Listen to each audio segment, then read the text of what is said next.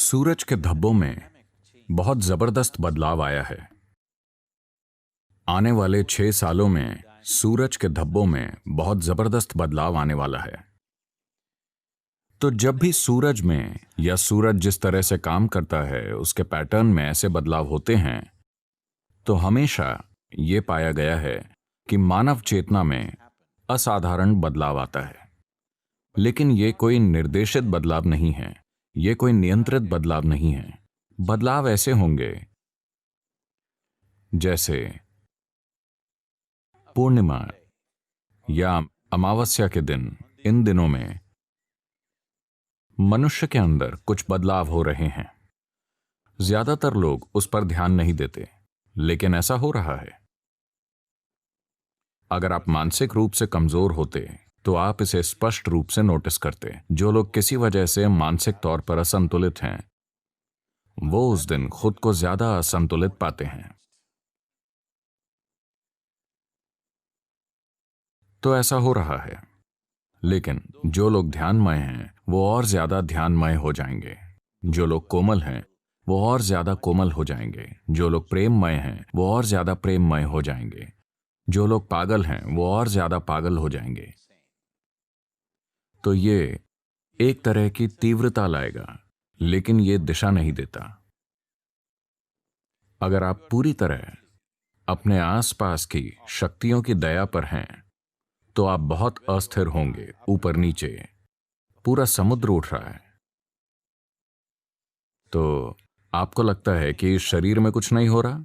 निश्चित रूप से हो रहा है। अब सूरज के धब्बे निश्चित रूप से एक तरह की अस्थिर ऊर्जा पैदा करेंगे, लेकिन वो मनुष्यों के लिए कैसे काम करेगा ये हमारे ऊपर है। इसीलिए मैंने कहा कि अगर हमारे पास एक भविष्यवाणी है और हम उसका इंतजार करते हैं, तो हमें नहीं पता कि क्या होगा। अगर हमारे पास एक योजना है तो कोई अस्थिर स्थिति एक संभावना भी है, क्योंकि चीजें गतिशील हैं, चीजें ज्यादा तरल हैं। यही समय है चीजों को अपनी मर्जी से ढालने का। तो ये एक संभावना है। क्या इसका अर्थ ये है कि संभावना सिर्फ अभी है, पहले नहीं रही? नहीं, ये चीजें हमेशा होती रही हैं। कुछ समयों पर शायद वो बाकी समयों से थोड़ी ज्यादा हो। तो प्रकृति के अर्थ में पृथ्वी जिस तरह काम करती है, उस अर्थ में कुदरती और खगोलीय शक्तियां जिस तरह से इस ग्रह पर काम करती हैं, आने वाले 6 सालों में वो कुछ अलग होगा। शायद कुछ सही शब्द नहीं है, ये बहुत साफ तौर पर अलग होगा।